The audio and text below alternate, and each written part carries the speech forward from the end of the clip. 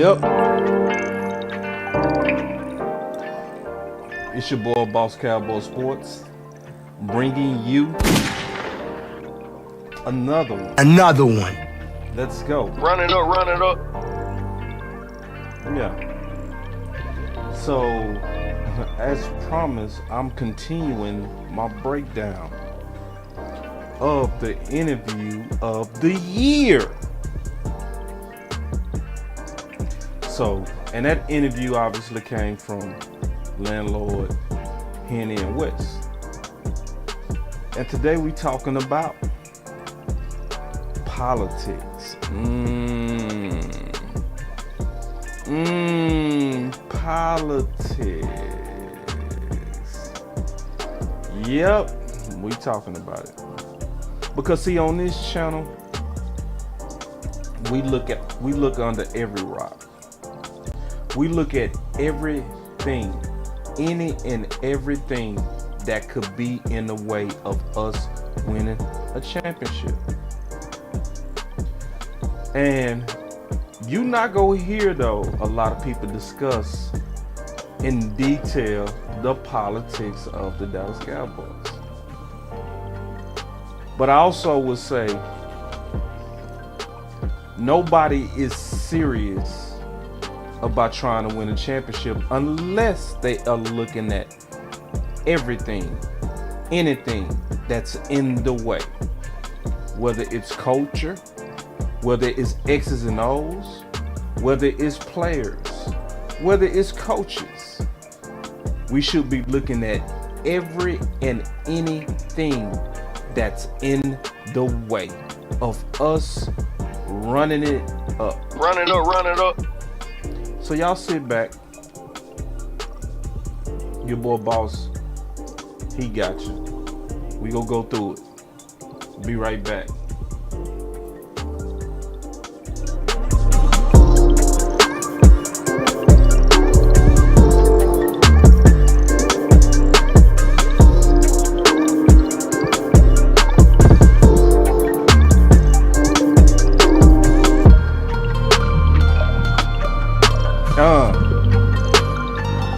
Let's go.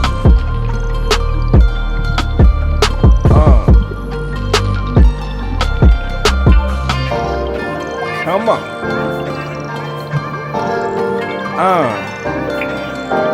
Get your butts up in here. Let's go. Oh.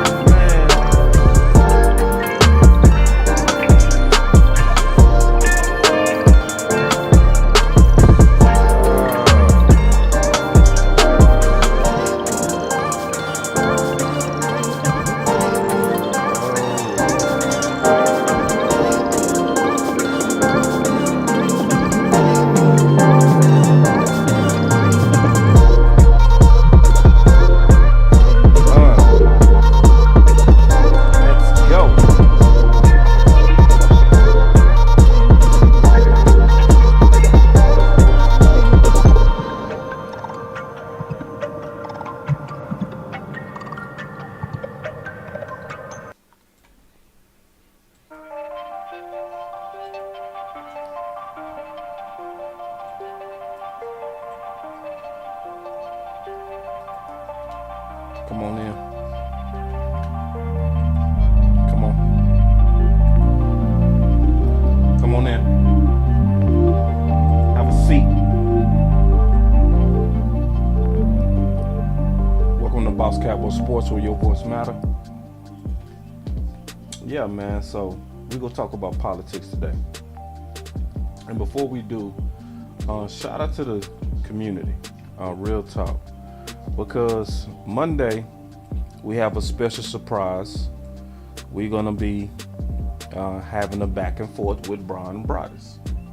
So the church has been working. One of you good shooters sent over the video that I did.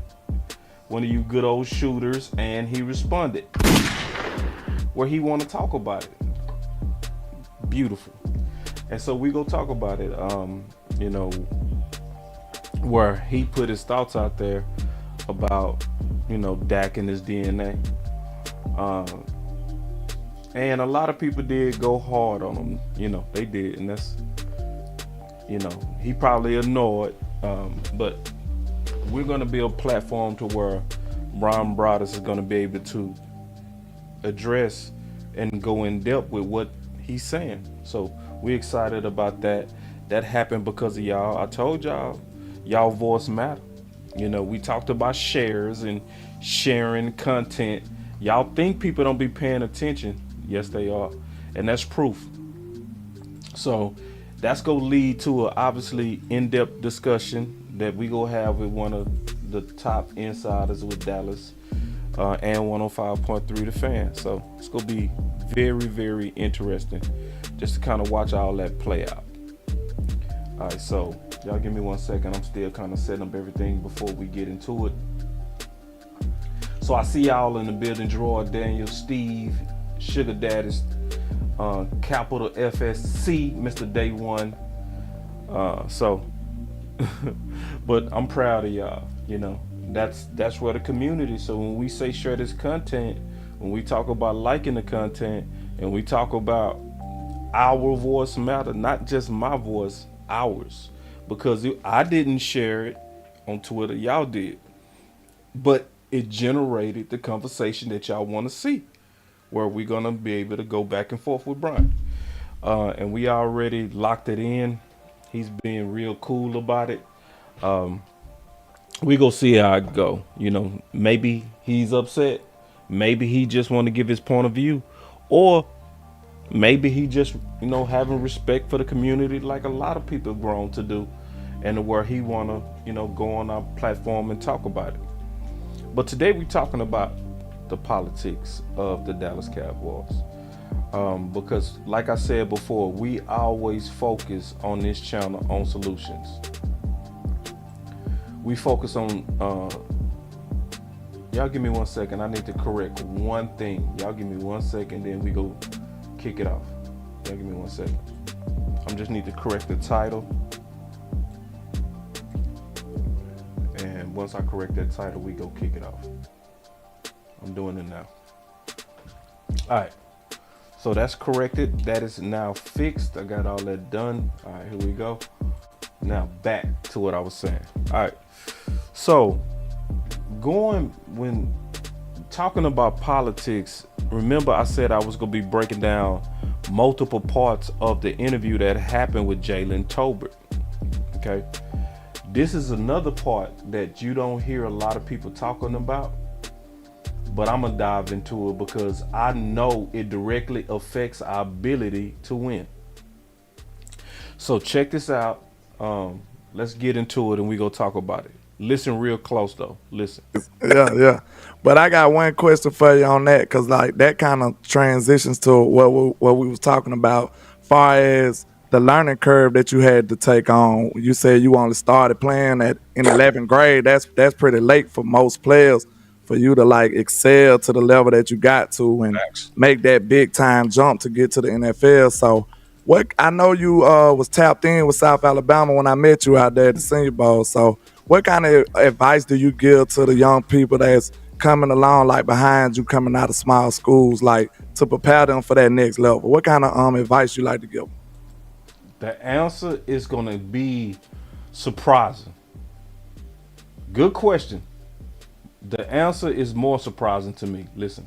I still talk to a lot of those guys now, even the ones that's playing, the ones just came out. I like to tell them, just pick any brain you can. Obviously, me coming out, I was, at one point of time, the second, third guy ever drafted from the school. So I didn't really have, a guy that kind of came back to the school and was like talking to me like, hey, look at this, or like, this is how the league works. This is, it's, the politics of this, or wait. See, we ain't gonna let that go over our head. Some people would have just let that go over their head. But see, he was talking about the things that you need to learn as much as possible. And landlord didn't push him for these answers either. He just said, hey, what's some of the things that, you wish you could have learned, going into the league? And he was like, basically try to learn as much as possible from everybody. Then he started talking about how it was hard for him because he didn't have a lot of people from his school to actually play in the NFL and be big brothers to him, to talk to him about the things that he got to learn as a professional player. So listen. I didn't have a guy that kind of came back to the school and was I didn't have a guy that kind of came back to the school like talking to me like, hey, look at this, or like, look at this. This is how the league works. This is how the league works. This is how the NFL works. I didn't have no guy like that. That's what he's saying. But then he kept going. This is, it's, the politics of this, or the politics of this. See, from the abundance of a man's heart, his mouth will speak. So somewhere, because landlord didn't ask him tell me about the politics of the Dallas Cowboys. He didn't say that. He just said, hey, what's some of the things you wish you could have learned? And he started talking about, I wish I had somebody that could have taught me about how the NFL works. And then he talked about the politics. Unprompted, unpushed, unprovoked, came out on his own. Politics in the NFL. Now, it's a lot of people who already know that it's politics in the NFL. It's a other group of fans who believe that there's no politics. They just think that the best man always wins. They say stuff like, if he was so good, why was he drafted in the 5th round? Or why wasn't he drafted? See, when you say stuff like that, you make an assumption that life and judgment is always fair. And like Sugar Daddy said, it's the game within the game. Politics is in the NFL. So, could he be talking about the culture that's currently with the Dallas Cowboys? Maybe. Maybe he could be talking about the previous regime. He could be talking about that regime. So, Tolbert might not necessarily be talking about the leadership under Mike McCarthy, but politics very much is and was in the Dallas Cowboy organization. So let's take a look at a couple examples. We go talk through these politics, then we go talk about what it means from a culture, but most importantly, we go talk about how to fix it. So example one of politics came from the NFL Network with Jane Slater, where she was talking about what happened under Scott Linehan. So y'all just take a listen to this, and we go break this all the way down.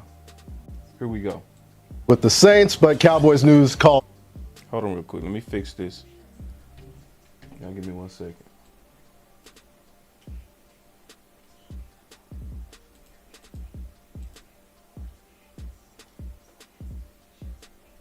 Yeah, everything should work good now. Here we go. Y'all forgive me. Good bit today. What's the reaction in that locker room after Scott Linehan and the team have parted ways?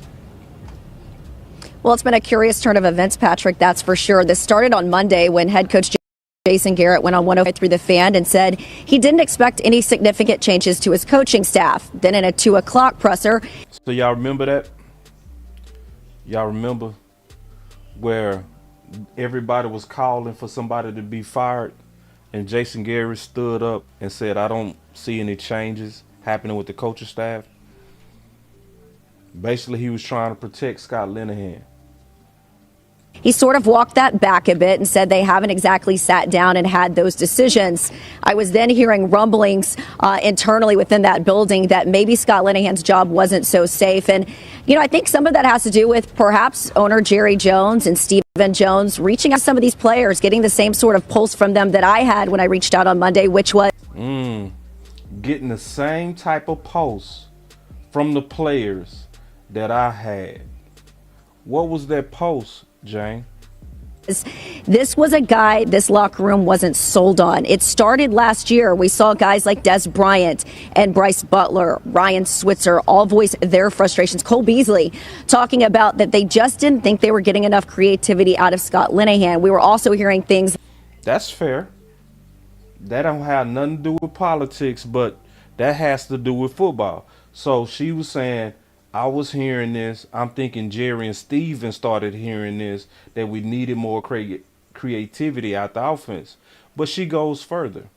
Like if you weren't a Linehan guy, you weren't playing Linehan. We were also hearing things like if See, now she went into the politics. The politics, listen. didn't think they were getting enough creativity out of Scott Linehan. We were also hearing things like if you weren't a Linehan guy, you weren't playing. This year, some of that. If you wasn't a Linehan guy, you wasn't playing.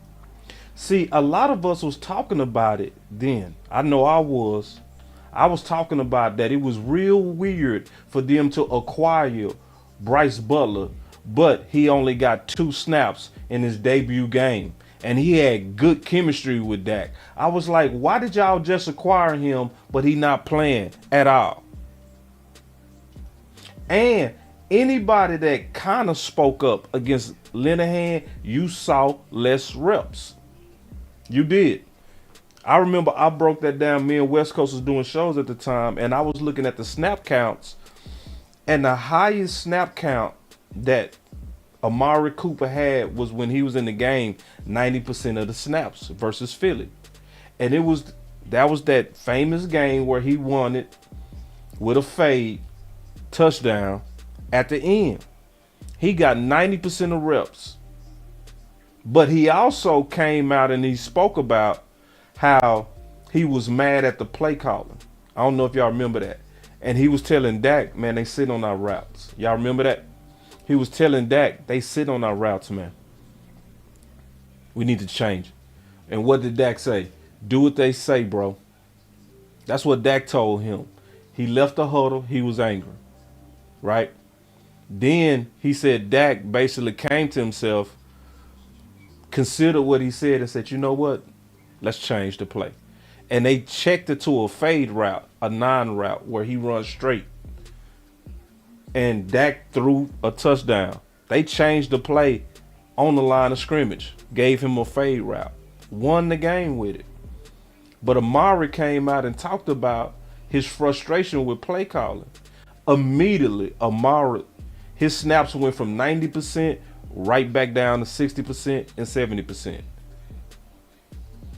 As a number one. Won't make no sense. It looked petty. But we didn't have no proof of petty until James started talking. When James started talking, the proof of the petty came out. That if you weren't a Scott Linehan guy, you played less. Yeah. And she said Steven and Jerry did their research to find that. So don't come in here apologizing, acting like politics is not on your Dallas Cowboys. Yes, it is on your Dallas Cowboys. Somewhere politics has snuck its funky scent into our organization. And until we get real serious about talking about this, discussing this, getting loud about this, it's not going to change. But we have to look at this. It's more than just talent. Winning is more than just talent. Scott Linehan. We were also hearing things like if you weren't a Linehan guy, you weren't playing. This year, some of that seemed to continue to carry over. And I think at the end of the day, once they went back to the players and asked, is this something that makes sense for our organization? The answer was no. And so now you have the news today that Scott Linehan is in fact out and reaching out to some of the players. I've got to tell you, there is a bit of a sense of relief and optimism that they're going to bring in someone that helps capitalize some of the strengths of some of these players, strengths that a lot of them have told me have not exactly been utilized. Politics, example 1. So we heard Toba talk about that, the politics, right? So maybe he was talking about this era. My boy say, good. Okay. Very, very good question. My boy Gerard Daniels. Very, very, very, very good question. Let's break this all the way down. Because he asked him, he said, break this down. He said, break down politics. Give me a second. Y'all give me 1 second. Let me break this down. Okay. So politics in layman's terms, is basically somebody that's being rewarded something that they don't deserve, where somebody basically deserves it more than this person that's receiving the favor. So generally, politics is when people are awarded promotions or opportunities that other people should get. And that happens in organizations that's political. That's what we say when we say politics in an organization, where you seeing some form of what some people might call favoritism, good old boyism. In our case, I don't think it's more so favoritism. I think politics manifests itself looking like favoritism. It's more so stubbornness to a philosophy. To me, that's what's happening with the Dallas Cowboys. That's why it appears to be favoritism when it's more so stubbornness to a philosophy. So, for instance, still going back to Gerard Daniels' question, and me and him played football together at the University of Houston. So Will McClay said this year after the draft, he said if we pick them, we got to play them. See, I hate that philosophy. I wish it was if we pick them, they're going to compete. But to say because we picked them, they got to play, that's where you're forcing your philosophy and overriding competition. Because it's supposed to be about competition. It's supposed to be, we drafted you with a plan, but we also got some free agents as well. We go let y'all compete and we go let it play out. That's how your better organizations are run. But Dallas is not run like that. If they pick you, they're going to do everything possible for you to play. Not just for you to compete, for you to play. It's what I call putting your thumb on the scale, where you're trying to affect the outcome. So I'm gonna show you another example. That was example one of politics in the organization. We go look at some more examples. Let me show you another one. Okay. And see, I'm showing y'all history with this, where I'm not just pulling it up. I'm not just telling you what happened. I'm showing you. So this is me, Big Game James, and Law at training camp. And we was talking about something that we observed from training camp in Dallas. So check this out. All right, training camp, actually the first practice at Frisco. So many observations. So one of the main things that I saw that everybody should be interested in is we got the inside scoop of what's going on with Collins. So what was obviously going on today that you're not going to hear a lot of people talk about was Ball was the guy that was switching from the left side to the right side. Fact. They was not doing that with Collins. And honestly, Big, I don't get it. Maybe you can help me get it. No, I can't help you. Can't. No, because it's foolery. It is. So that's obviously my first observation of how many, but I'm going to start with that because to me, it's a lack of planning, and then it's a lack of obvious film, because the film clearly says that Collins has been playing better right tackle than Ball has been playing left tackle. But what they showed today is that they're treating Ball like the swing, and they're treating Collins as if he's the backup right tackle. Y'all already know how this. Yeah. Historically, that's exactly what was happening. And remember, we showed the film between them two again this year. And we put it to a vote again this year. We showed all the pass pros, all the run blocking between, at that time, Avion Collins and Bob. And we put it up to a vote. We put them side by side.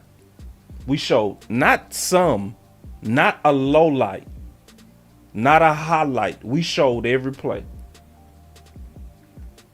And then after we said, okay, which one was better?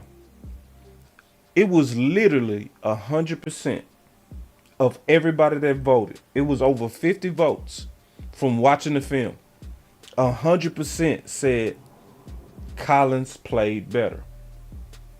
But yet, we was in Dallas, me, Law, and Big, and we observed that the person that they was allowing to be cross-trained and prepared to play both tackles was only Ball.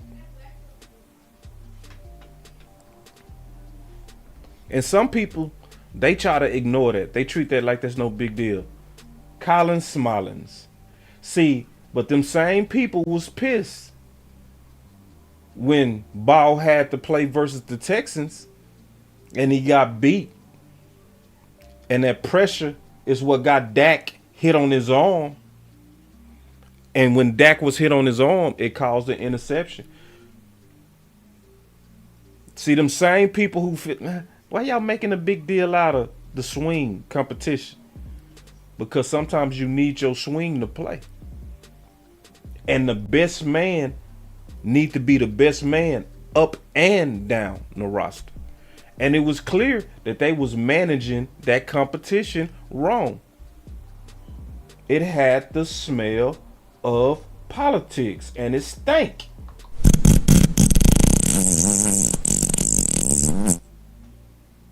Yeah. It stank. So 100% of us said Collins was better, but Collins only played the right side. Ball, and it's happening to this day. To this day. Even right now, even though Ball never played guard, he is starting over guys who have played guard, but so happen to have come in from the outside. I'm not believing in no world does that make sense. In no world should Ball be getting the first up when it's his first time playing the position. Chuma actually played the position guard. And if this was about a fair competition, even in OTAs, you are expressing that the best man is important here when you started with Chuma. But when you come out there with Ball at right guard, what you're expressing is we in this organization favor the guys that we drafted. And you're communicating it even if you don't say it. You're communicating it and people see it. Like Tolbert. That's why Tolbert talked about the politics. Because see, you see it. Them boys be out there like they know who better. But they know when you reach to start your guy too. I didn't have a guy that kind of came back to the school and was like talking to me like, hey, look at this, or like, this is how the league works. This is, it's, the politics of this, or the politics of this. Oh, so let's see, let's not act like that they don't see it. No, they see it. They do see it. They do recognize that. Wait. Ball, first time playing guard and starting over Chuma. Now, they might not say nothing, but they see it. And while Steven is trying to be true to his philosophy, it's coming across as politics. It's coming across as favoritism. It affects the morale of your team.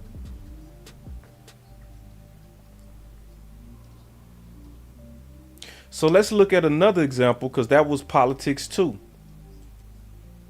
Collins versus Ball. Let's look at another example. Because see, you need to know that this culture is alive and well in your organization. It is. And this can hurt you from winning the Super Bowl. This can. In a lot of ways. This can hurt you from winning the Super Bowl. Just culture. Yeah. Here we go. Listen to this. This is another example. I'm still waiting on all of y'all What about Dorrance Armstrong? We ain't hurt. Why is he giving the pass? That's why I love Law. Yo, why why is Dorrance Armstrong getting the pass and basketball play to Sam? You heard him? See, and we talking about what we saw in training camp. Law just keeping it real. He's speaking his mind. He not with the shit. Let me play that button real quick. Bringing real back. He be speaking his mind. That boy with the shit. Just look, just speaking his mind. We just out there observing what was happening in training camp. Yeah, and then somebody say Cowboys giving Ball every opportunity because he's obviously running out of time. But is that the way to run an organization? Do you give him every opportunity because of time? Or do you give him every opportunity because he earned it?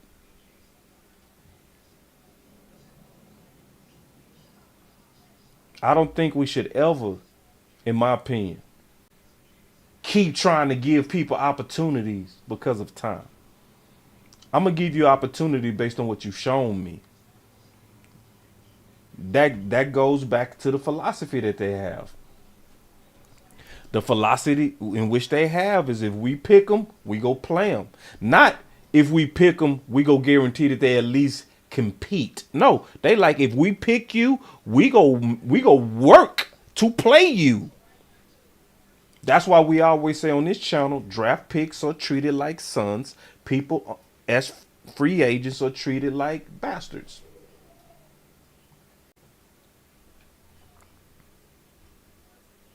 And so my boy, the official DC brand said, Ball hasn't played enough snaps, so we don't know what we have in Ball. Exactly. So since we don't know what we have in Ball, why are we having him come out there first? You know what you have in Chuma. You know what he is at guard. So you should respect that by having him start over Ball. Ball's supposed to be trying to take him out based on his play. Not we go just give it to you because we want to see what you got first. No. We need to, because we moving you from tackle to guard, we need to see what these guards got first. But listen to Law. He keeping it real. I'm still waiting on all of y'all. What about Dorrance Armstrong? We ain't hurt. Why is he giving the pass? That's why I love Law. Why is Dorrance Armstrong getting the pass and basketball play to Sam Williams, Dante Fowler, D-Law? We haven't even heard of a Dorrance Armstrong right now. Y'all let me know. Like bulletproof. Hey, listen, man. I'm figuring that. I'm trying to figure that out as well. Has he even got any snaps in the preseason? No. He ain't that good. I'm sorry. Don't weigh your finger. Lord, do it with you, bro. Lord forgive Everything me. you do. Dorrance Armstrong Jr. is not that good to be sitting out on preseason games. Facts. Do you understand that? Y'all tripping, Cowboys. He need to be playing every series. Cause hold up, come in here, boss. They got our starter Nelville Gallimore damn near playing the whole game, the first two games. Facts. So why the hell is Dorrance Armstrong Jr. on the bench? Can we talk about that, man? This is y'all, the final answer word. that question for me. Why is Nelville Gallimore playing all game but Dorrance Armstrong Jr. sitting? Well, there's got to be some political agenda with this. Well, there's got to be some political agenda with this. Dorrance Armstrong Jr. sitting. Well, there's got to be some political agenda with this. Now, Jr. sitting. well, there's got to be some political agenda with this. Well, there's got to be some political agenda with this. Now, granted, I hope that Dorrance Armstrong can show us and deliver, but Political agenda. And that's why we said last year they put Armstrong on bubble wrap. They treated him like he was D-Law or something. Like, we need to preserve you because you just so damn good. And we was peeping it. And we should talk about this stuff, man. We should talk about this stuff. Because to ignore this stuff is not putting your team first. I know a lot of people love the film that I did on picky paws and corners. I know a lot of people excited about a lot of the optimistic stuff that we have. But I'm going to talk about the reasons that we should win, but I'm also going to talk about if we don't fix some of this, these are reasons we can lose. Politics. I'm serious. Dead ass serious. I'm serious. So that was 3. Let's look at another example. And then we go get into how to fix it, and we go take some calls. Another example of clear politics to me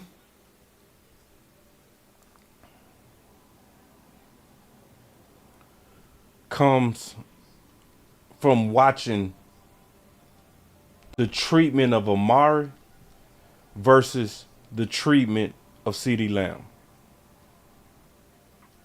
So, totally different. Let's listen to what they were saying with CeeDee Lamb. Just listen to Stephen Jones and CeeDee Lamb. And then in terms of receiver, is this more what you'd hope for or envision for on CeeDee Lamb? The media's been tough on him. Obviously, you mentioned him last week. Is this kind of what you would hope for? My boy Dallas Cowboys hard hitter say the whole league is politics in some way. That is not true, and I'm going to prove that. I'm going to prove that. I'm going to prove that your better organizations work hard not to be political, and they have it as a team philosophy. I'm going to prove that. I'm going to prove it. I'm going to show it historically, and it's going to go all the way up to now. At least in week 2. Absolutely. I mean, he's just you know, you get him going early is important. Get him a few balls, get him in rhythm, and then I think we're going to continue to see, you know, that CeeDee Lamb can be a really solid number 1 receiver in this league, and certainly be a great one for that matter. But and then Noah had a big game yesterday. So when it came to CeeDee Lamb, the plan was give him a few balls, get him going early. Y'all heard that. Now let's look at what the plan was when it was back to the decision ahead on Amari. His usage, not just production, but in terms of how often he was targeted, even when he was on the field, it was down. Mm-hmm. What do you make of his relative lack of involvement, especially for someone, you know, who's got the contract of a number 1 wide receiver? I just think it's an offensive philosophy, and with, you know, when we had the skilled players that we had, you know, between Kellen and Dak, I think there was a progression of, you know, where you threw the ball, and depending on how the defense played you, it would point the ball to, you know, to certain places where, hey, if they're going to double over here and they're going to double over the top over here, then that's going to dictate that the ball goes here. So when it came to CeeDee Lamb, the son, the guy that was drafted, we got to get him going. We got to give him the ball early. We got to get him going. When it came to the bastard, the free agent, it was our system. That's why we didn't give him his targets. So one guy, you go make sure he get his targets. Like, look at the difference between how CeeDee Lamb was treated versus how Amari was treated. In October, Michael Gehlken talked about that CeeDee Lamb was the intended receiver on 33% of his team's targets. In his first 4 games, that is the highest target share of any NFL player in 2022. Only ones higher than that was the Rams with Cooper Kupp, the Falcons with Drake London. That was it. In the whole league. So with Lamb, you knew and you fed him. With Amari, well, it's our system. So I think it's more of a system deal. It wasn't a thing where we just said, hey, we're not going to target Amari as much. Oh, it was a system. You know, it was just a system. Hey, we wasn't trying to do him like that. It was just a system. So with one guy, we need to feed him the ball. And you do feed him the ball. The numbers say you fed him the ball. The film say that you fed him the ball. The target say you fed him the ball. But with this other guy that you trying to phase out, well, it's a system. It's a system. I already know. Some of y'all coming in here, y'all gonna say, boss, that's speculation. Boss, that's speculation. Okay.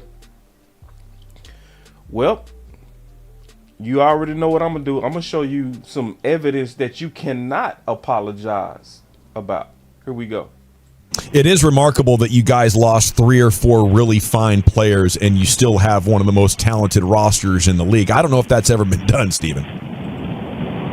Well, I'd start with, we would have not had other guys here had we chosen different directions. I mean, I know for sure we wouldn't have had, we wouldn't be looking at, Fowler and Dorrance Armstrong, guys like that on our team. I'm okay with that. Give me Fowler and Armstrong over Randy Gregory. I agree with that, and I'm cool with that. You're probably not necessarily looking at having a number one and a tackle had you made a different decision. Okay, I'm cool with that.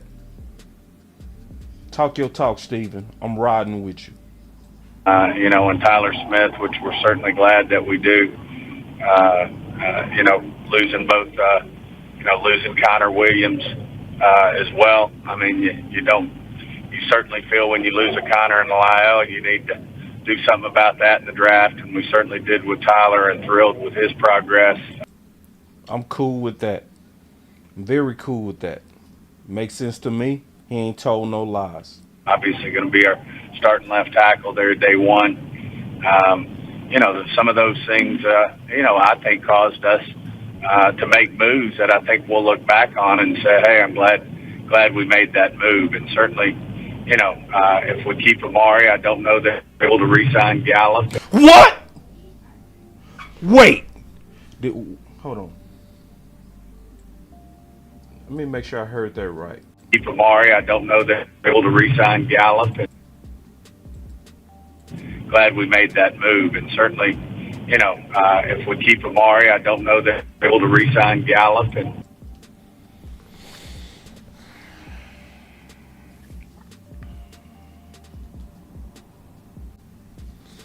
So we kept Amari. I don't know if we'll be able to re-sign Gallup. What is that saying? What is that clearly saying? For some of y'all that was, that's speculation, boss. They didn't, they didn't phase out Amari, boss. They didn't do that. What is that clearly saying? I'm gonna wait. I want to hear what y'all answers are. What is that clearly saying? It's clearly saying that they picked Michael Gallup over Amari Cooper. Worse, they picked a Michael Gallup that was coming off a bad leg and an ACL injury and was trending up in his injuries.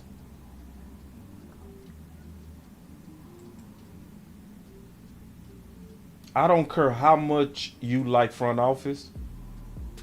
There's no logic to where that makes sense. I don't care how much you like front office. There's no logic that makes that make sense. How long have we heard our whole life the best ability is availability? We've heard that our whole life. But the Dallas Cowboys basically said, we're going to go with the guy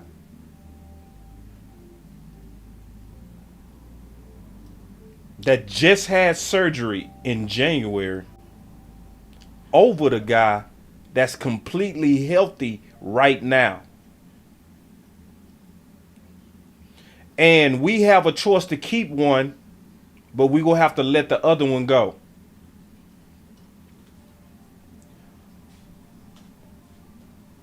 Most of us that would have been trying to win would have said, oh, that's easy. It's messed up, but give me Amari over Michael Gallup. It's not personal. It's just one is healthy, one is not.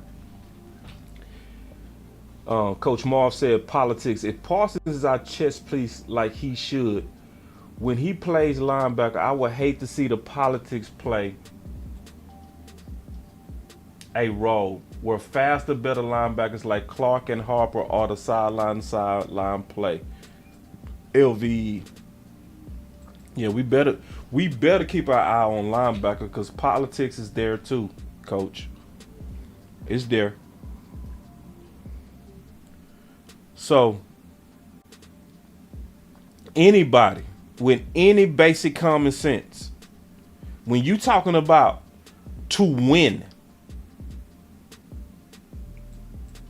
if you saying which one of these guys give us our best chance to win, anybody with common sense would have said Amari 100,000 times.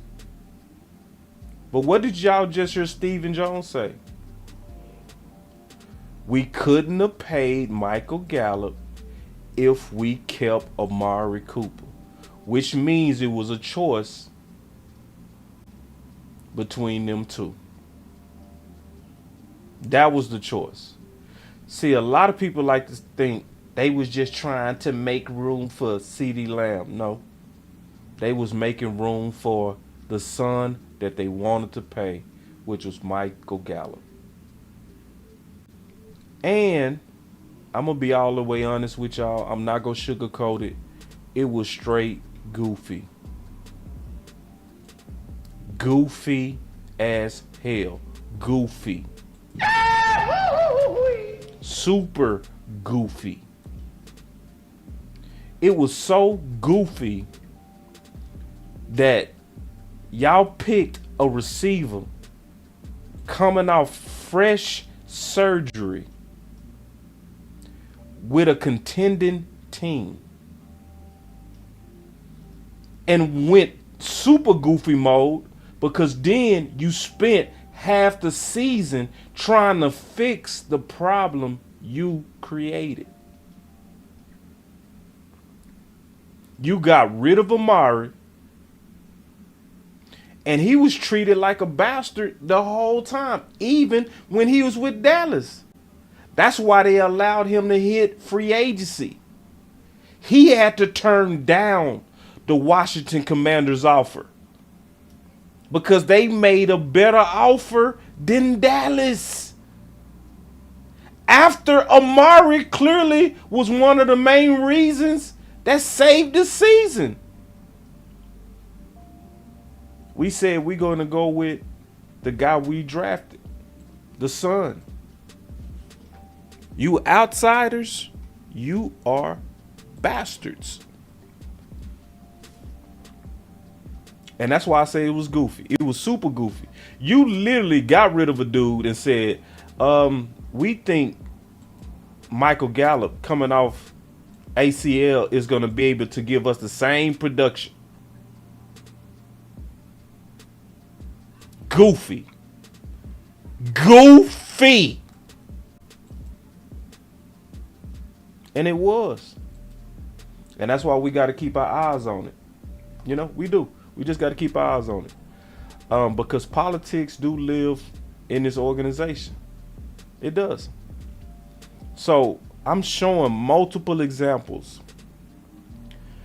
But see, now let's talk about how to fix it. Because see, on this channel, we're not going to talk about problems without talking about how to fix it.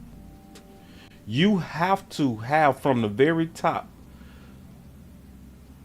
people that's willing to pay the cost of culture. There's a major cost of culture. Somebody in the chat said, one of the executives of this channel said, it's politics in every team. No, it's some organizations that's very serious to be anti-politics. So I'm gonna give you one example. San Fran. San Fran is one of the best teams in the league of being anti-politics, and they've been that way for years. It is a organizational philosophy to make sure the best man plays. Not if we draft you, we're gonna play you. That's not their philosophy. Their philosophy is we'll draft you, you at least go get a chance. You go get a chance to compete. But we ain't guaranteeing you nothing. You got to show us. That's San Fran versus Dallas. And they've been that way for years. That's why you'll see people that's undrafted free agents starting over there over guys they drafted. And they do it all the time. That's why Alex Smith was a number 1 overall pick, led San Fran to 2 NFC championships, back to back as a quarterback, was 5-1 when they benched him for Kaepernick, just to get a little bit better.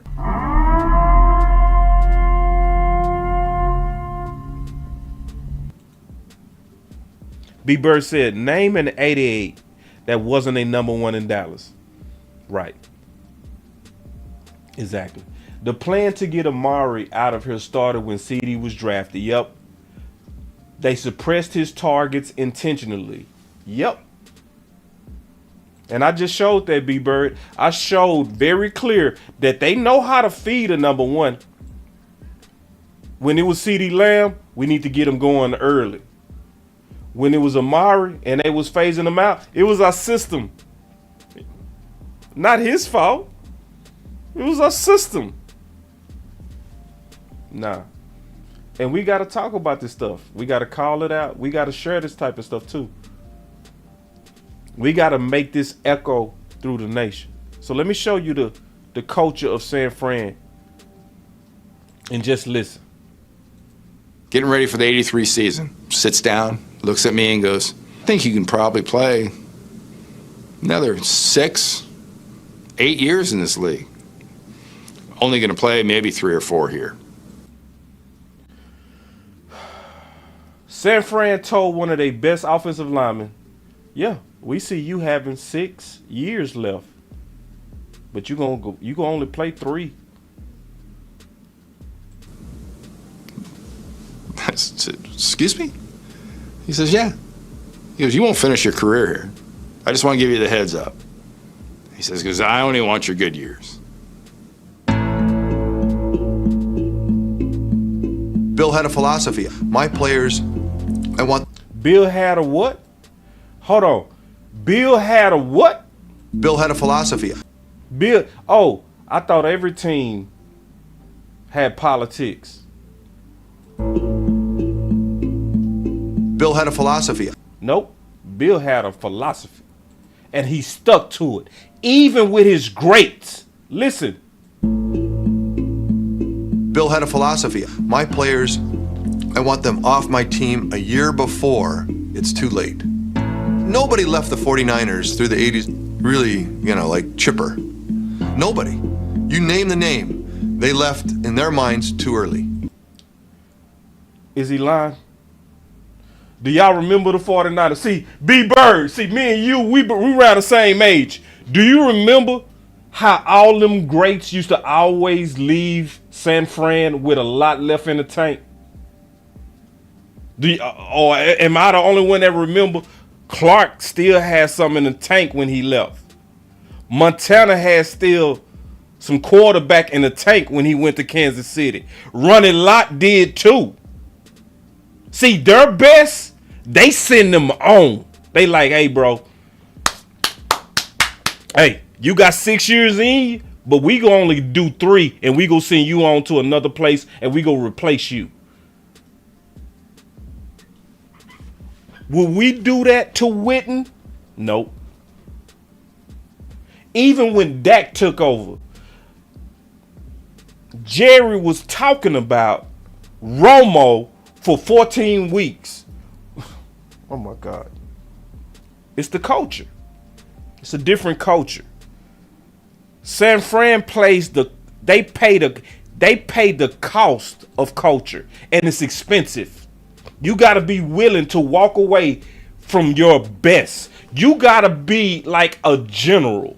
You got to be almost heartless when you are putting a team first. Meaning all these guys that you know are warriors, you have to divorce it and say, you know what? I love Running Lott. I love Jerry Rice. But we got to trade him while we can get something for him. Unfortunately, that's what we got to do. Is he good enough to retire here Yes. But is it best for the organization for him to retire here? No. So we got to make that hard decision. That is the cost of culture, and it hurts. It don't feel good when you are an owner or a coach and you got to send men away that gave their hearts to the team. And you got to do it almost every year. Listen. Just nature of Bill. It was difficult, but it was masterful. The nature of Bill. It was difficult, but it was masterful. Listen. He pulled me in and said, I don't know if you can make the team this year. And if you do, I want you to take half salary because you won't be playing that much. When you hear the way he was thinking about you, it hurts you a little bit. For a couple years after I retired, I was mad at him. He would sort of sever relationship. I know that had to be really hard for him. He had to sever relationships. Because I know he really cared about people. That's the cost of culture. Jamison Taylor, take care, man. He said he got dialysis tomorrow.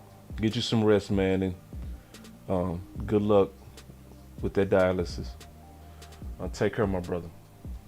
And it must have been really important to him to win. It must have been what? Because see, he had to pay that cost. Because she was basically talking about her dad saying he liked people.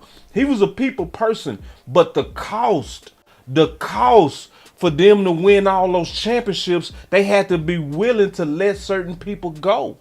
And their best guys. He really cared about people. And it must have been really important to him to win.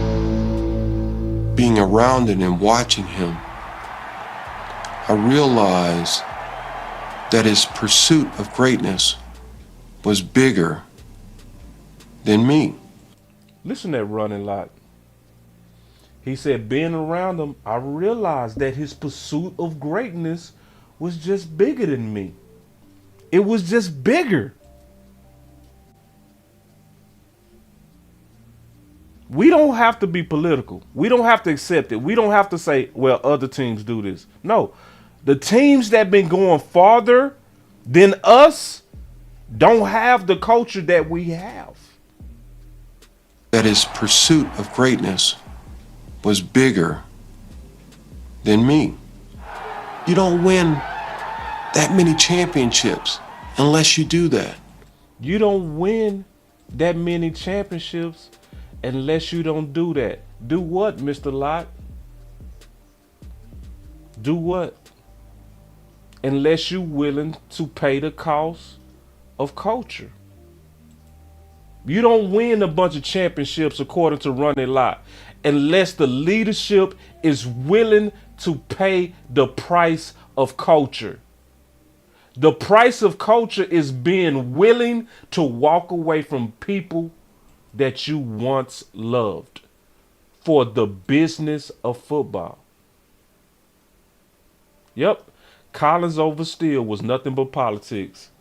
Yep. Lyle Collins over Steele was nothing but politics. Facts. But let's keep going real quick. That many championships unless you do that. It hurt, but at the end of his life, it hurt him too. Listen.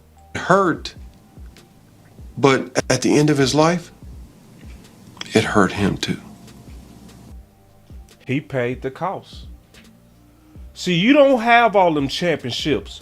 You don't have teams willing to go year in and year out back to the ultimate dance. All the men together walking lockstep. You can't get men to buy in to that level unless the culture is right. And leadership got to be willing to pay the cost. You got to be willing to say, as much as I love you, Jason Witten, it's time to let you go. 4 years, we all know Jason Witten was here 4 years past where he should have been. We all know Sean Lee was here way longer than he should have been. And see, I'm telling the truth. I ain't sugarcoating. The price has to be paid for greatness, and that price comes in many forms. Facts. Bishop Douglas. Facts. But see, I already know, because see, it's gonna be every time some front office apologies. I don't care how much evidence I show. It's always gonna be some people that's gonna try to find a way to get Jerry Stephen back. It's just in them. They go always try to find a way. So I can already see what they're saying right now.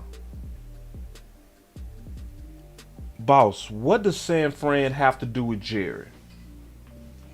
What does San Fran have to do with Dallas? San Fran is over there.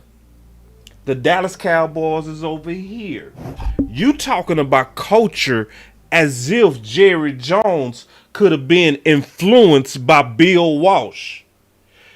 Boss, Bill Walsh and Jerry Jones never talked. So what are you talking about?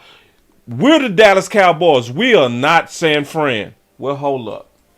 Jerry, we grew up on this upcoming game on Sunday.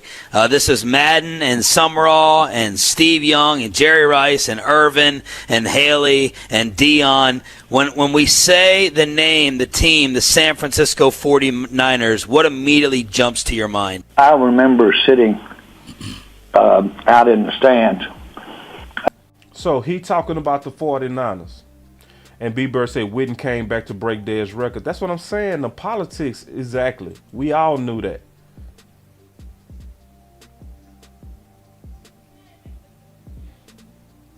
But man. But listen to Jerry talk about this. Listen. And at a 49er game in San Francisco. And when I could, I would take in an NFL game. And I was sitting as a fan in 1987. So Jerry sitting down as a fan. This ain't Jerry, the boss. This ain't Jerry, the owner. This is Jerry, like any one of us, in the stands. Might have been a latter part of 80. It might have been a latter part of 87 or 88. Watching the 49ers play, had my shirt off. Jerry sitting out there with his shirt off, swagging. A fan. Basically, I was every day. I'm rocking with my shirt off. I'm feeling myself. My muscles looking good. This is young Jerry. Listen. There. And just enjoying it as a fan, but enjoying it as a wannabe more involved in the NFL. I remember a great friend of Bill Walsh's. A great friend of Bill Walsh's.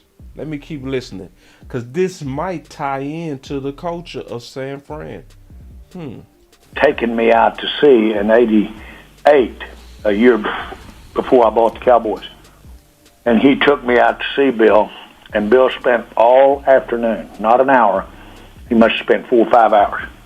So Bill Walsh, the same guy that I was showing and talking about, who had to pay the cost of culture, is who Jerry was sitting with for hours before he bought the Cowboys.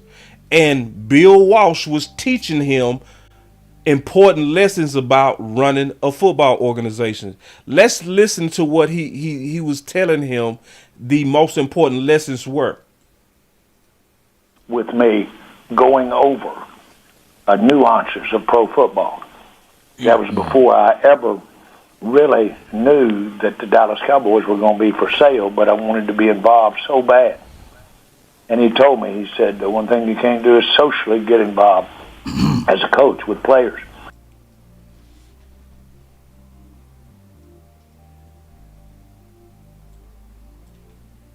Get involved as a coach with players.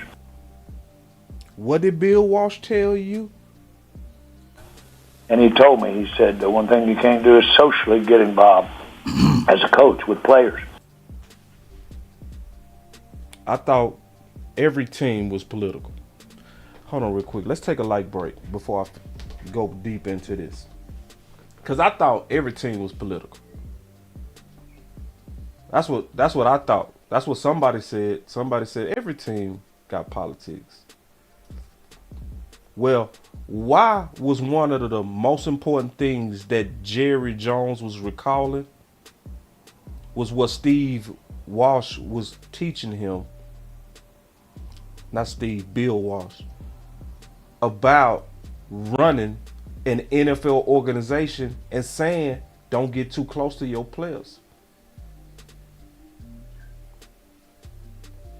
Let's hit that like button real quick, y'all. And you're right, B-Bird. The Patriots ain't political either. That's a whole nother discussion. B-Bird. That's a whole nother discussion, what you just said. But let's hit that likes, man. Let's get them likes caught up. I know how it is. It's easy to get caught up into the content, and then you forget to hit that like. Just take a second, hit that like, and then let's get back on it of what we was talking about. Because this is real stuff. This is real stuff, and I'm connecting all the dots and measuring all this Kool-Aid. You ain't got to measure nothing. It's a big thing for Boss Cowboy to actually say publicly that he drunk Kool-Aid. Listen, I do not drink Kool-Aid without first measuring. I do not drink Kool-Aid without first measuring. I've never changed. But let's go back and listen. Because you got some bad news for players from time to time. Listen. As a coach with players, because you got some bad news. Dallas Cowboys were going to be for sale, but I wanted to be involved so bad. And he told me, he said, the one thing you can't do is socially get involved as a coach with players, because you got some bad news for players from time to time. And he said, I've got a guy on this team that's a player. It's Bill Walsh. Yeah. So he said, this Bill Walsh. He making it clear. This was Bill Walsh telling me this. So the same guy that I was talking about who basically ran his team on a culture that it didn't matter who you were, the team came first. It didn't matter how good you was. The team came first. It didn't matter. This was Bill Walsh teaching Jerry how to have a Super Bowl culture. Listen. Got a guy on this team that's a player, and this was right at training camp, the end of training camp going into the season. And he says his wife, my wife, we socialized a little bit. Terrible mistake. He said, my wife, his wife, we socialized a little bit. Terrible mistake. Wait.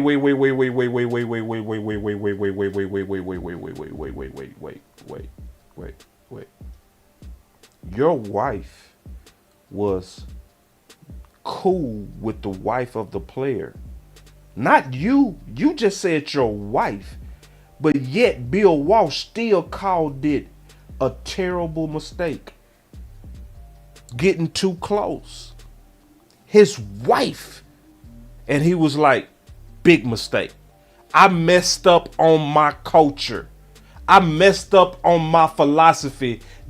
Even allowing my wife to get too close. Because every time I see him in the hallway here at training camp, he looks me right in the eye hard because he's on the bubble. And he's trying to see if I'm going to cut him. And he said, I'm going to cut him, and he's not going to like me for the rest of my life. He said, I'm going to cut him, and guess what the cost is? That guy's not going to like me for the rest of my life. The cost of winning culture. The cost of not having no friends.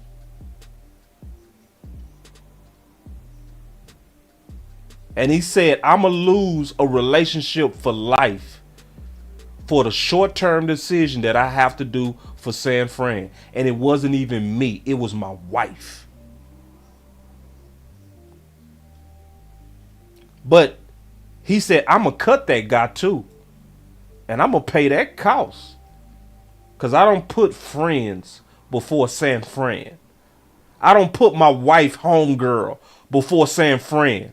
I will look you dead in your eye and still cut you because I'm Bill Walsh and San Fran comes first, not my wife friend. A little bit terrible mistake. Because every time I see him in the hallway here at training camp, he looks me right in the eye hard because he's on the bubble. And he's trying to see if I'm going to cut him. And he said, I'm going to cut him, and he's not going to like me for the rest of my life. And he said, this is a tough deal, and said, I screwed that one up. I shouldn't have got that close to it. Did you ever? This is Bill Walsh talking to young Jerry. Young Jerry. This is Jerry from 1985. Ever have that soft spot guy, Jerry, that you knew you shouldn't love this much and it's altering your judgment? Did you ever have one of those guys on the Cowboys? What you think Jerry said? Now, he just talked about Bill Walsh sat down with him for 5 hours, and one of the most important things he told him is don't get too close to these players. Sean asked him, okay, you heard that from Bill. Has it affected you? Have you gotten too close to some of these players before? Shouldn't love this much and it's altering your judgment. Did you ever have one of those guys on the Cowboys? Yes. Yes. And more than once by a long shot.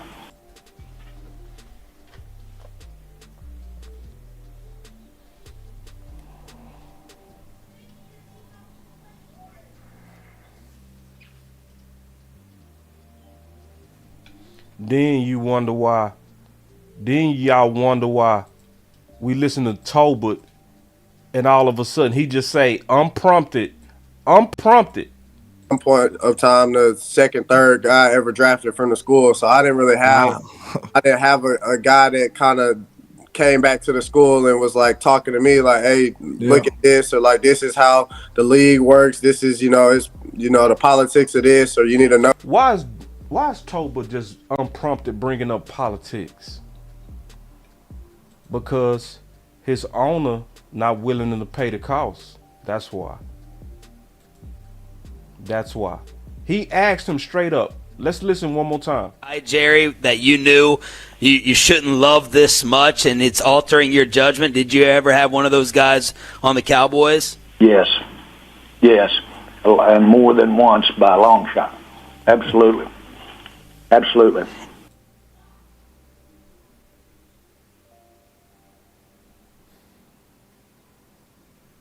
So Bill Walsh spent, you wasn't even an owner yet. He wasn't even an owner yet. And Bill Walsh spent 5 hours teaching him championship philosophy. And the main thing that he said to him is don't get too close to your players. And Sean asked him, well, did you? Yes. Wait! He told you the secret sauce of having a championship culture. He told you don't do it. He gave you a real example. You see this tight end right here? His wife and my wife got too cool, and I gotta fire him. He gave you all kind of examples. He laid it out for you.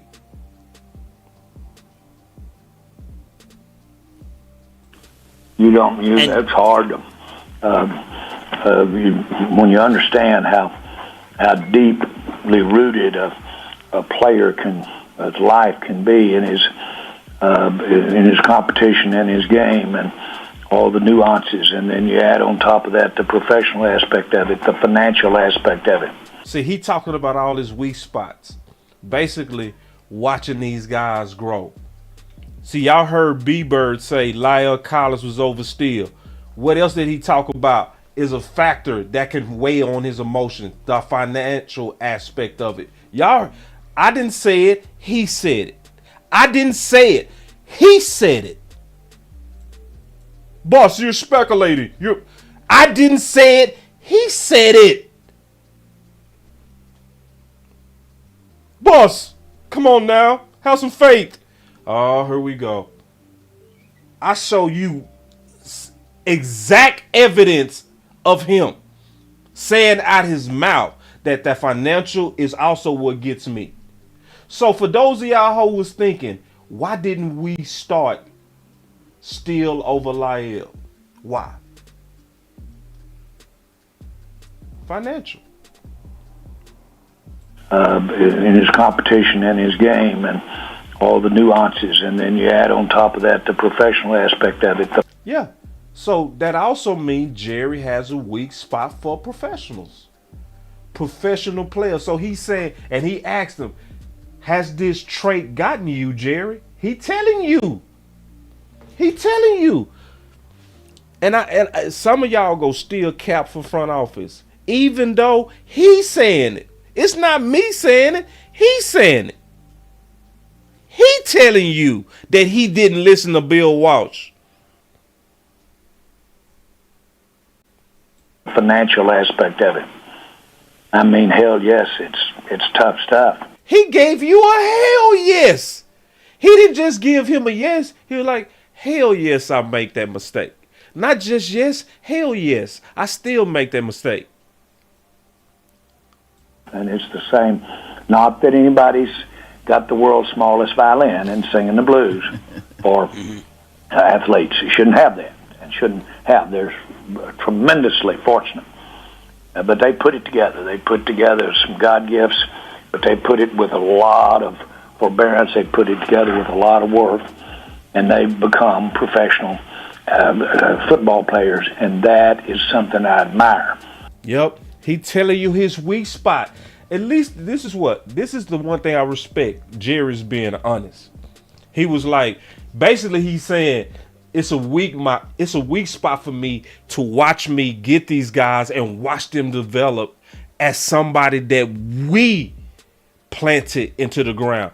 It's hard for me to watch all that develop it into a professional athlete and then just walk away. He telling you. So the cost that Bill Walsh was paying, the cost that he was willing to pay, Jerry is not anymore. So when you come to the Cowboys, and not only your athletic development, when he see you, it does something to him when he see Dak for the first time in front of the cameras and he nails it. You know?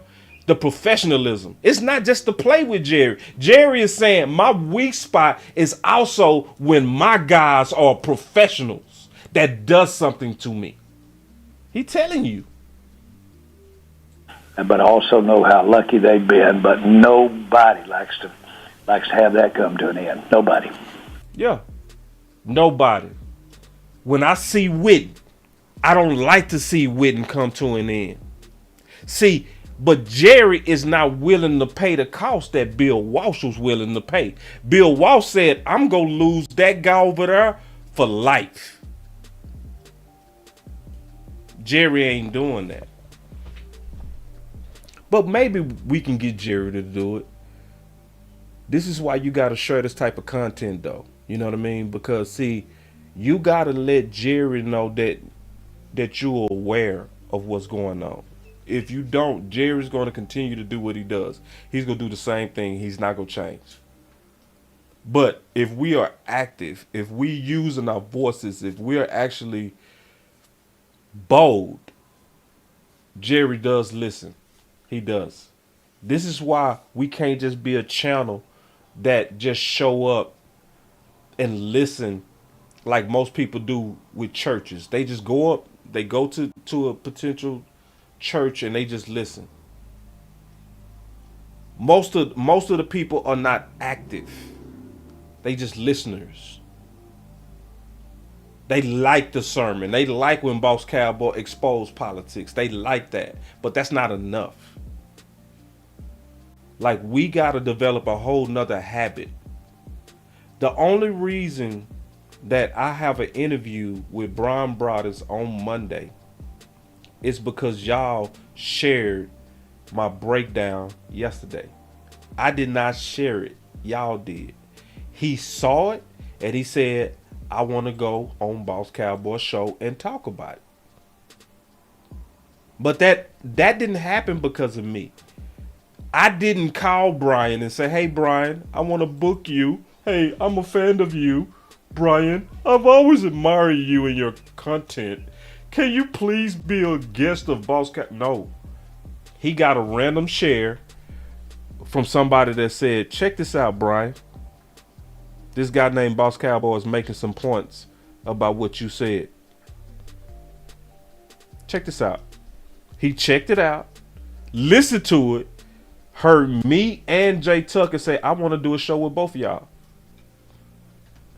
And on the cool, Big Santana, I think it was you. On the cool, because you did tag him. It was you. I saw when you tagged him, Big Santana. He responded from what you did, big dog. For real. It wasn't me. It was what you did.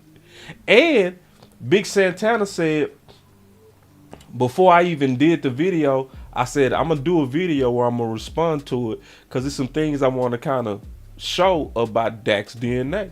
Big Santana said, oh, because I remember Big Santana was in the chat. He said, oh, yeah, I can't wait till you do that. And he said, and when you do, I'm going to tag him. That's what Big Santana said. I did the video. I didn't even know if he was going to do it or not.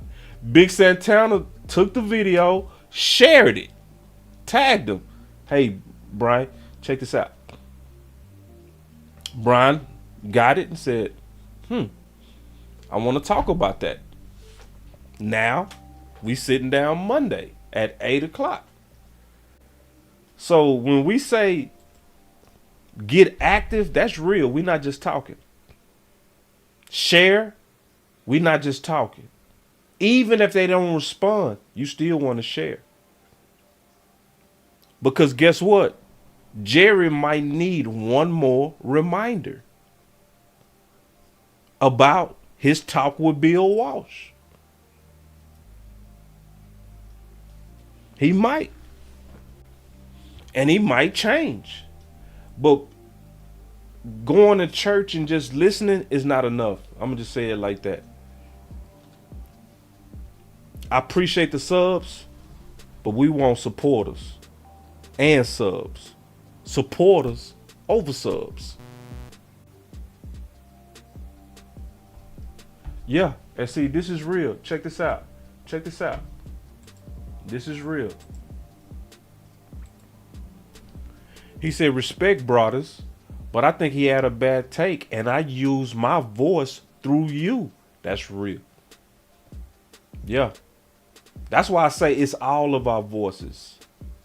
And see, this is the thing. We are, well, I ain't gonna say all, but a lot of us do respect Broadus. That's why, did y'all see me yesterday hit him with the... Oh, you see this guy? See this guy? Number one bullshit guy. He do the wee woo. Did he get the wee woo button? Nope. Did we give him the... It's all fake news. It's phony stuff. It didn't happen. Nope. We didn't give him that one either. We didn't hit him with the... You are fake news. You know why? Because it's about more so the character of Broadus. It wasn't about was he right. It's more about that he has proven over time that if he is wrong, that he's willing to change. So when you show you like that, real men and real women not gonna beat you up for having a take that we don't agree with. That's why he didn't get hit with the... It's all fake news. It's phony stuff. It didn't happen. I addressed it, but never did I point at him and talk about his character. Never. Because to me, he has proven his character over time. To me. Because I think a lot of us get caught up, and I'm just being real, in do I agree with you or not? No. It's more, because, like, for instance, I say this all the time, but I mean this. When I hit this button, it is serious. Every time. That is never for sure. When me and the OC go at it, it's real. It's real. Because we're seeing something different and we debating it out so that the truth can come out, and then one of us is going to adapt to the truth that came out from us debating. And so when I saw Brian Broadus is willing to change once he see it, then it's like, well, I'm not attacking him. I'm just attacking the thought. Because he good. Because if he wasn't good, I ain't scared to hit him with nothing. Oh, you see this guy? See this guy? Number one bullshit guy. He do the wee woo. I hit him with all these buttons all day to his face. But to me, it's like, nah, I'm not gonna be tripping at your take at you. I'm not gonna handle it like that. And then when we talk Monday, the only time it could get gangster is if he tripping. But if he, like he usually is, where he going back and forth, he might not agree with you, but if we just going back and forth on something we might not agree with, but we respectful, I'm gonna be cool. But if he try to turn up, y'all know Boss is ready to turn up. Y'all already know. But man, let's take some calls, man. Let's take some calls. We're gonna open up the phone lines. Let's get it, y'all. We got the phone lines open. We want to talk about these politics, but we can talk about anything y'all want to talk about. We just got it open. Let me know if y'all need the number. I'll open it up. Let me make sure I got to all the super chats too, because I think I missed one of Coach Mars. Okay, there we go. I think this Coach Mars right here. He called in. What's up? What's going on, boss? What's up, Coach? I figured that was you. I saw that Great 803. I saw that 803. I said, yeah, that's South Carolina. That's Coach. Yeah. Yeah, man. Great show, man, with the politics, man. But you hit home with me with that last section of your show just now. Which one? And to have, you got to think about it, man. To have championship runs, you have to have that philosophy of getting the best out of your players and being prepared to move on before all the juices out the orange. Yeah. I've been having guys laugh a lot, man. That is my analogy. My analogy is about, I used to tell them about the Lone Ranger. I say the Lone Ranger, he loves his horse Silver. Silver is his best friend.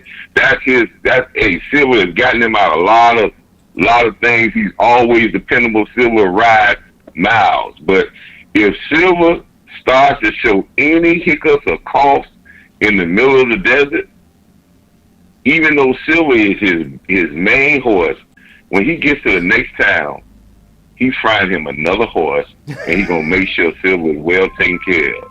Because he can't afford Silver falling dead in the middle of the desert. And he ain't got no horse to ride. So, sometimes you got to dismount. If you start to see the hiccups, you got to dismount because you can't afford to go down this path of destruction. And then when it's all dried up, you're nowhere. The Cowboys did that in the 70s. Tom Landry rolled those guys, those great team for a whole decade. Oh! I accidentally hung up, Coach. I'm sorry, y'all. Go ahead, This Coach. line is now on hold. Hold on. God dog. Give me a second.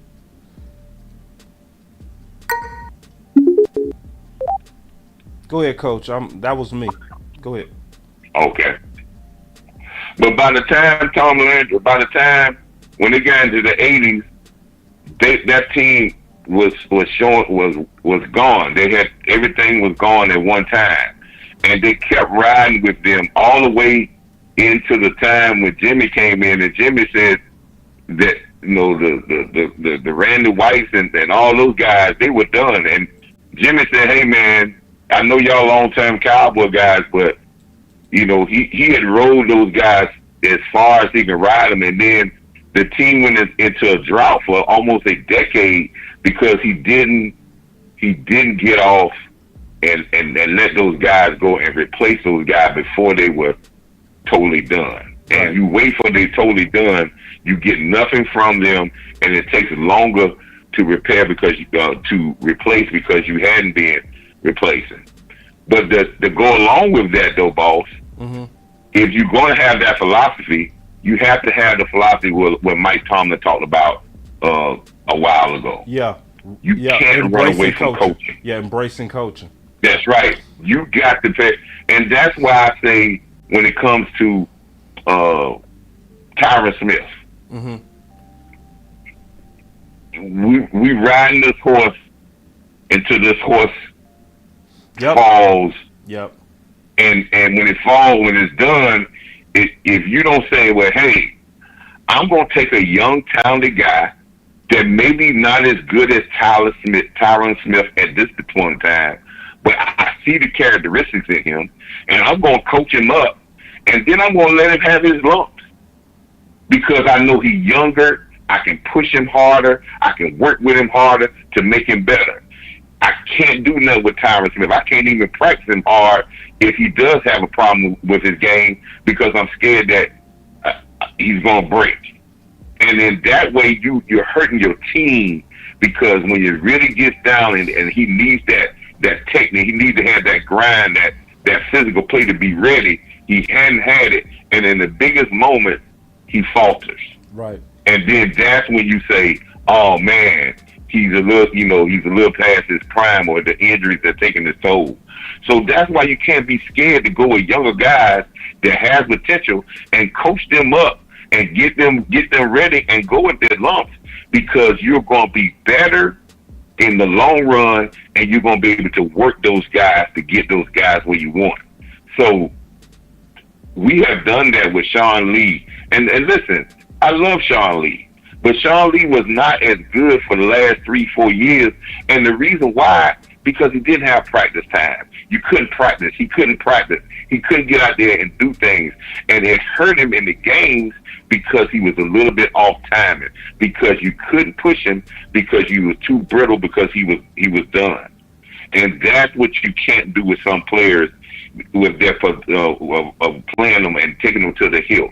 New England has done that in their 10-year run too. Yep. They let some guys go that still had good football in them. A lot left. Yeah. Right. They let Brady go. Listen, they let Brady go. They knew Brady had two or three more years. They were trying to let Brady go earlier than when they let him go. Right, and that's why Brady would never let nobody on the field because he understood if anybody got on the field and showed that they could really play, he knew how Belichick was. Right. He knew what Belichick would do. But you have to embrace coaching, and the reason why that culture is like that here, and I hope McCarthy can get a win, get a great success where he can get a little more strength in organizations. You have that when you have a coach that is not, that he's a softie. Let's say it that way. Strong-minded guys that's really running the football operations like Bill Walsh. Bill Walsh wasn't the owner. Some of the owners loved the players too. But Bill Walsh was not the owner, but he had a coach that ran the football thing, and they allowed him to make those decisions.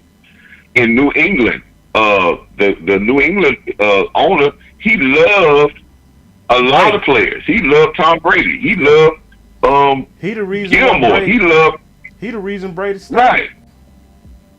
Because Bill wanted to get rid of him. That's right. And what now? Now, I know people going to come back with some pushback and say, well, we got Gilmore. No, now, on the other end, you can, if you're at a team like we are, you get one piece or two pieces of a guy that still got juice in that last bit of juice in this last little bit of gas in this tank because you're looking for his veteran experience and that spark you need. But you're not looking for him long term. You're looking for him to give you that spot maybe 1 or 2 years to get you over the hump. Yeah. But you're not going to filter your team with guys like that because when it gets down crucial in the crucial games, when they have that hiccup, that's when it shows. And I'm not saying that Tyron Smith is not a great football player, but if you look back at the San Francisco game, those 2 times he let that pressure get Bosa beat him because of a quick inside move. was maybe because of a little bit of lack of mobility, and maybe because of the injuries that mounted up. And sometimes a younger, fresher guy can make that play if you coach him up right and put him in the right situation. And we can't be scared to go with those guys. Just like when we coming up with Zach Martin. We can't ride Zach Martin and give him another contract and ride him till and not think about replacing him and let him go all the way to a point where he can't play. He's starting missing games. He's not as productive, and then you're lost. Now your salary cap is stuck because he got 2 or 3 more years on his cap. You done paid him too long, and now you stuck with of having him hold your team down for another 3 or 4 years after he's gone or he moves on. So you have to have strong coaching. You have to be not scared of coaching, and you have to have a strong coach that can sever those relationships and say, hey, we're going to get the best 5 years out of them. We're going to grind these players and get what we get out of them. We're going to get what we're going to get out of them. We're going to pay them well. And when they retire, know what they're going to do? They can always come back here and they'll be Cowboys for life. They'll be Cowboys for life. Yeah, Coach, let me... Just like DeMarcus Ware. Yeah, let me take another call real quick because I'm going to have to go deal with some family stuff in a second. But I appreciate it, Coach. Yeah, man, but that's a great show, man. Great topic, man, boss. But one last thing, man, we need to keep our eye on this linebacker situation because I think it's a big political ploy. And it was a monkey wrench when we seen Let's Go playing at guard. But McCarthy had already said in a couple of early interviews that he wants tall, athletic guards. So this is maybe where he's trying to find tall, athletic guards. All right. Yeah, we'll keep our... All right now, man. All right, thanks, Coach. All right, Bob. All right.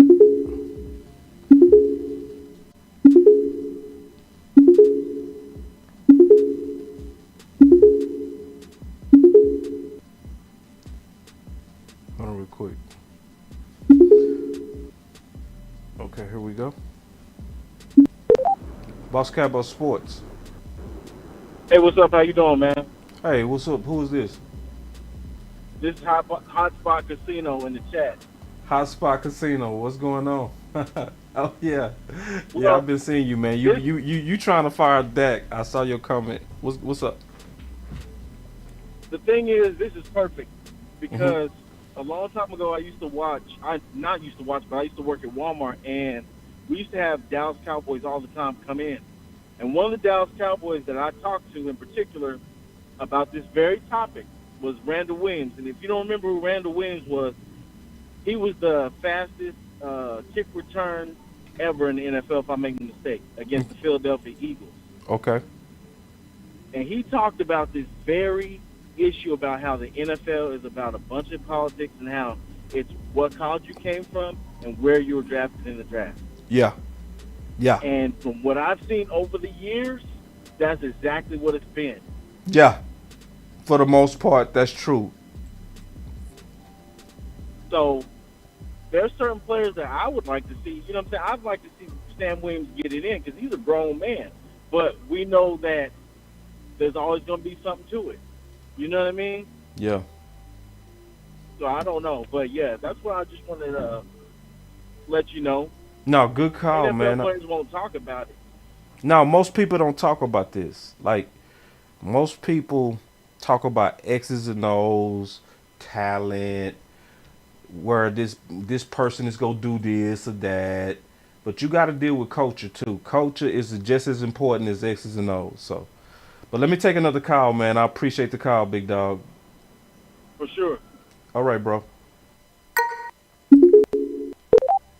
B Bird. Hey, what's happening, brother? We got you. Hey, man. So, I like the topic today. The politics, hopefully it's going out. When you have people that are not football guys running an organization, that's where the politics come in at. Yeah. Jerry and Stephen Jones are not football guys. I don't care how long they've been in it, they're just not. But I think now, man, with McCarthy is He's doing his thing. He's coming in on a backwards track. He came in with no power. Yeah. And and we talked about this before, he let Kellen Moore get out there and fall on his own knife. Yep. Sword. There you go. And so he say, I showed you. I told you. We did it your way. Yep. You know, you had your boy Wonder. We did it your way. So now can I do it? But right. Yes. And so I think hopefully the politics are going to be gone. Hopefully. Because theoretically, man, draft status shouldn't matter after you're drafted. So if you got a guy that's out there showing out, man, over your number 1 pick or your second round pick, hey, he just showing out over him. I put it in the chat about Norman, how the first year we played the 49ers, he wasn't even activated in the game, Josh Norman. Right. And they had picked him up the year before 49ers did. Because why? Because a rookie had outplayed him. Right. That wouldn't have happened in Dallas. No. We had to show that our pick or our free agency worked. Right. And what I put also in the chat is that what they do is the Suns get all the time in the world to succeed or fail. The bastards get very minimal time. Very little. And so that's what the problem is. But here's the deal: if you have to model a team, well then I'd rather have all bastards. Treat them all like bastards. Don't have no sons, because what you're going to do with the sons is they get preferential treatment. Yep. And so it should be. This is a merit-based sports, and we're talking a merit-based from general manager, president, all the way down, man. It's what have you done for us? What have you done? What's your record? Are you getting as far? And that's what it is. Another thing I put in the chat was that Bill Walsh had a job that he had to hold on to. Yep. So he had to make decisions. The Joneses don't. Right. That's why they can act with their emotions, because it's not going to stop their money from flowing. They're not going to get fired.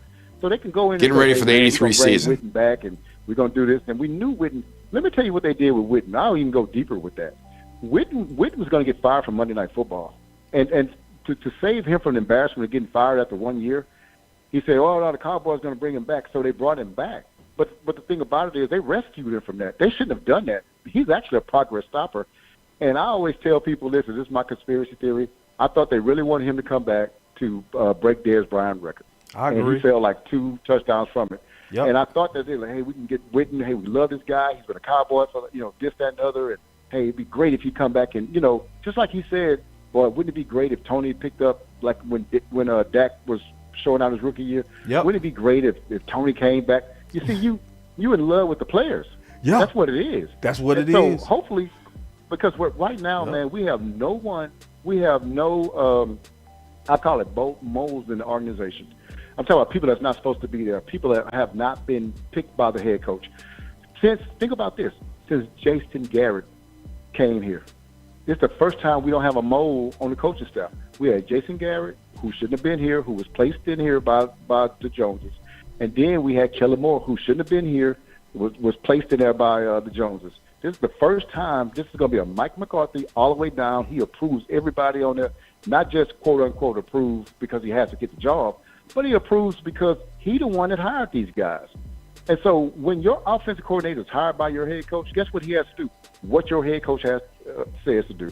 So the organization is shaping up to be less political than it had been, man. Yeah, and so it's better. I like that. That's why It's better. I'm a big McCarthy fan, man. Me too. And I like the way the organization is going. Me When too. anybody say anything bad about Big Mike, no, man. He came in, he's changing his culture around here. Yeah, man. And he just doesn't get the credit for that. And I'll tell you this, boss. We've got 2 guys that I feel like, we got Brandon Cooks and Gilmore, and they're going to be great additions to this team. But not only that, the thing that's underestimated, man, is the way we've started to be structured like a real football team, where the head coach has some power. And the players see that the head coach has power, and they understand that he's making the calls out here, he's making the shots out there. When was the last time it happened? Bill Parcells, man. Bill Parcells, yeah. So that's the last time. So we're going into the right direction, but the politics, and we're talking about Amari Cooper, man. When they gave CeeDee Lamb, forced CeeDee Lamb to have 88, that was their plan already to get Cooper out of here. And what they did is, man, there's no way you can tell me they didn't purposely under-target him, because they didn't want, think about this, suppose they'd win the offseason and Amari had 110 catches, 12 touchdowns, You can't fire him. 1,400 yards. You can't fire him. You can't fire him. Yeah. So you had to. So think about this. You really kneecapped your season To be so right. you can do this for Right. politics. To be Yeah, right. it's But then crazy. it's It's crazy. That's crazy. The same year, Lyle Collins and you were one of the first ones that said about Steele. You and your guys, absolutely. When I heard y'all start talking about it, going against the grain on it, took courage, brother, because you had to stand on it. Everybody was dumping on it. And it's no different right now if you was to say, hey, man, I like ball, because ain't nobody on that thing right now. Right. But he outplayed the hell out of Steele. He outplayed the hell out of Collins. But what they put him back in, because we paying him. Yep. We paying him this money. We got to put him in. No, how about he's got to be worthy to put in? How about he outplay that guy for the job? But that ain't the way it was done in Dallas. How it's done. That's the problem. Right. And so other teams, man, that don't care, man, they all about W's, man. Yeah. You know, they're about W's. Even last year with Kellen Moore, man, Kellen Moore was OC and for a head coaching job. He wasn't trying to win. Now we have a coach that's going to be OCing to win games, not to score 37 points or 45 points. And so, man, what I'm saying is this thing is coming back around to regular old-fashioned football, man. It is. Like it should be. It is. Yeah. And so, man, I know you said you had something to do, so I ain't going to keep you on all day, man. But, you know, these cultural things, the structured things, those are my things, man. So when you talk about that, I told my wife, hey, I got to go out there and listen to Boss on this one, man. So I man, I appreciate it. Listen to you, brother. Yeah. Hey, look, you go on handle your business, man. I'm going to continue to listen, man. And I'm going to be listening for you and Broadus, man. Because I listened to y'all the other morning. I listened to it on the replay. And I heard you, man. You broke it down just the way it's supposed to be broke down, man. So I'm going to do it again. Listening to you on the Broadus thing, man. And I'm going to do it again. Well, look, I appreciate you, man. You know that. Oh, yeah, I know. And I know this is your lane. Good, like brother. this is what you talk very good about, you know, every time. So appreciate the call. But I'm talking to you later, brother. All right, thank you, B. That was B Bird. We got Coach Q. Y'all see I'm fighting, and I gotta get up out of here, but I'm taking as many calls as I can right now. All right. What's up? Hey, boss, how you doing, sir? Good. So I got a couple of pushbacks. Okay. First one is Coach Marr. I agree with most of what Coach Marr was saying. Okay. But with Zach Martin in particular, I think when you talk about this, might talk about this privately or might talk about this on the show. But Zach Martin, he kind of falls into what I call the Matthews brothers. Remember the Matthews brothers? They both played successfully 20 years in the league. And both of them made multiple Pro Bowls and multiple All-Pros, and both of them are in the Hall of Fame. And they even have a son now playing for Atlanta. To me, Martin, he hasn't really been injured. He doesn't really have an injury history. And to me, Martin falls in line with other dominant offensive linemen that can play dominantly way into their 30s. How old is he now, 31? I'm not sure. And Coach Marr was, and that's one thing. Number two, you keep talking about, and other content creators, and I keep talking about, we're in the win now mode. Yeah. If you're in the win now mode, you can't necessarily develop too much. Ooh, if you remember last year, that's what we was talking about. Like, dude, you're trying to win now. Yeah. You need impact. I can't afford to develop this kid like, for instance, I believe that Richardson's going to be good. But if he's playing, that's not win now. It's just not. I don't know why people don't understand what you just said, bro. Like, I don't get how people don't get that point right there. That win now versus development. Like, keep going. That was just a good point. And so when you're in win now mode, the Cowboys, and you say the best, boss, they are in the middle. So they went and they got Gilmore and they got the wide receiver. That was great.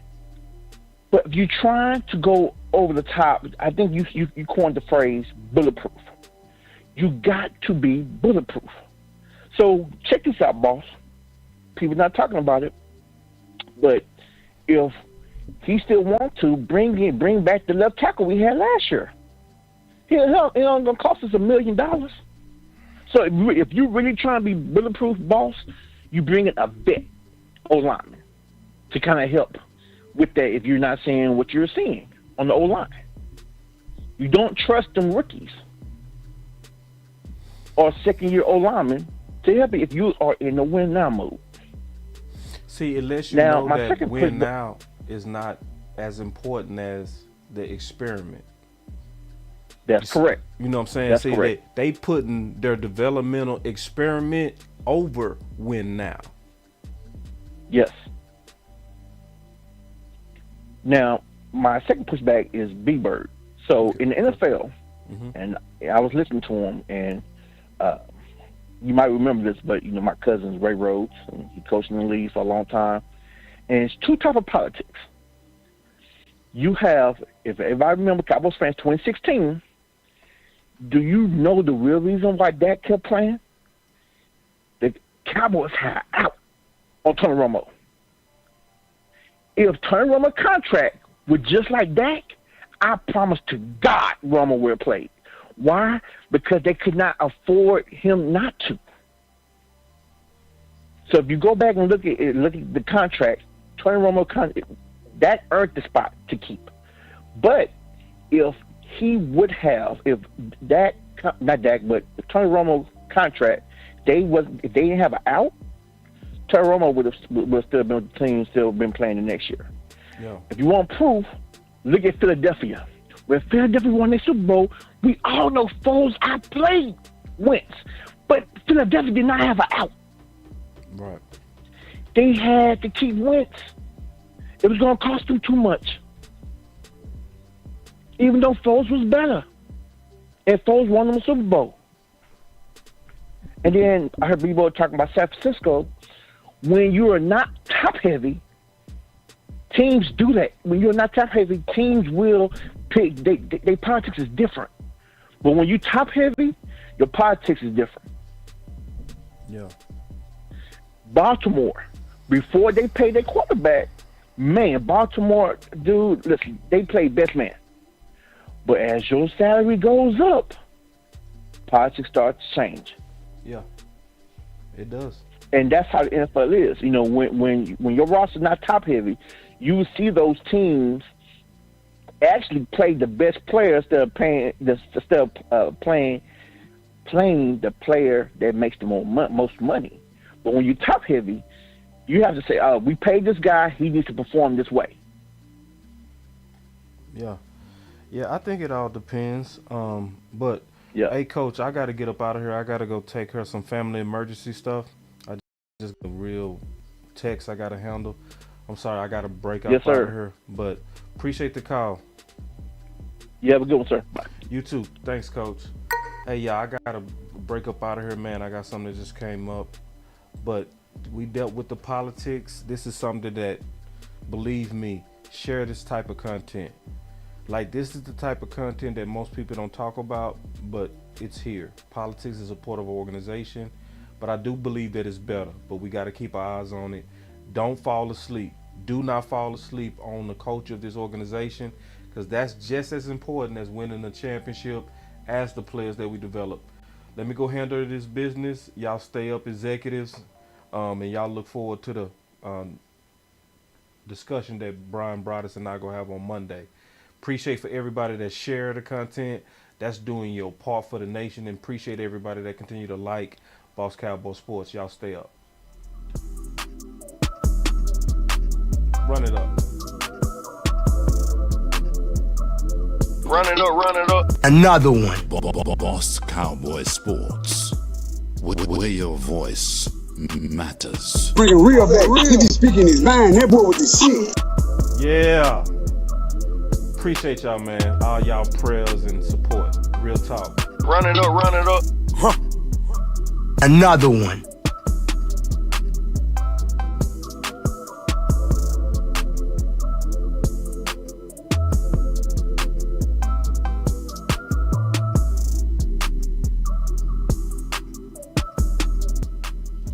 Boss Cowboy Sports.